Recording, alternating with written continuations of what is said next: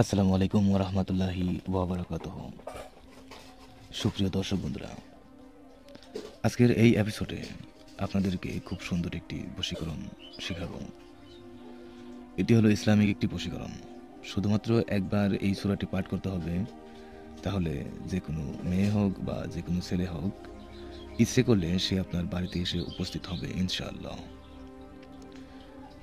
ভিডিওটি পূর্ণ দেখবেন, স্কিপ করে দেখবেন না, তাহলে সম্পূর্ণ কথা বুঝতে পারবেন। আরও বুঝে সুঝে করেন তাহলে 100% সফলতা পাবেন ইনশাআল্লাহ।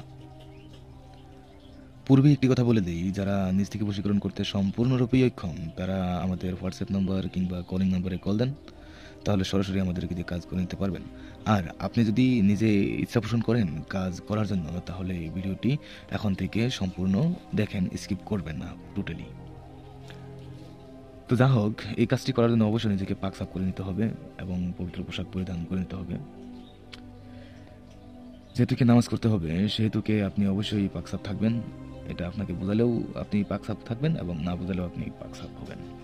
তাই প্রতি ওয়াক্ত নামাজ পড়তে হবে, অর্থাৎ 5 ওয়াক্ত নামাজ পড়তে হবে। যে কদিন কাজটি করবেন সে কদিন এমনিও আপনি 5 ওয়াক্ত নামাজ পড়বেন, সেটি আমি আপনাদেরকে সাজেস্ট করি। তো প্রতি ওয়াক্ত নামাজের পরে 3 বার করে দরুদ শরীফ পড়বেন। অক্ষম থাকলে একবার পড়লেও হবে, 3 বার পড়বেন, 7 বার পড়বেন, 11 বার পড়বেন, সেটা আপনার কথা। আমি এখানে 3 বার দিয়েছি। যত গুড় তত মিঠা, এটা মনে রাখবেন। 101 বার পড়তে পারেন। যা হোক, 3 বার দরুদে ইব্রাহিম পাঠ করবেন, তারপর সূরা ইয়াসিন একবার পাঠ করবেন এবং কিছুটা সাদা গোলমরিচ নেবেন। এবার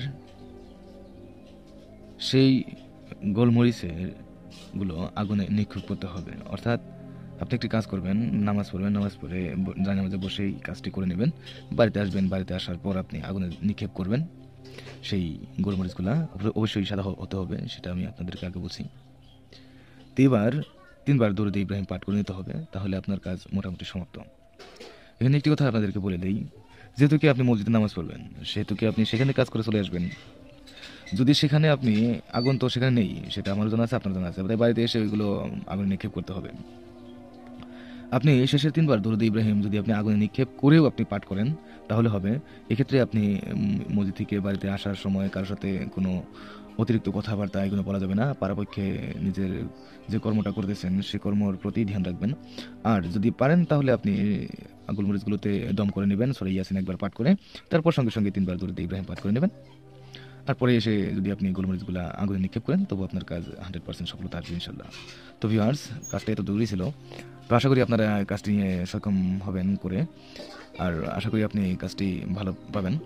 তো আপনাদের জন্য শুভকামনা করলাম এবং আজকের মতো এখানেই সমাপ্ত করলাম। আসসালামু আলাইকুম ওয়া রাহমাতুল্লাহি ওয়া বারাকাতুহু।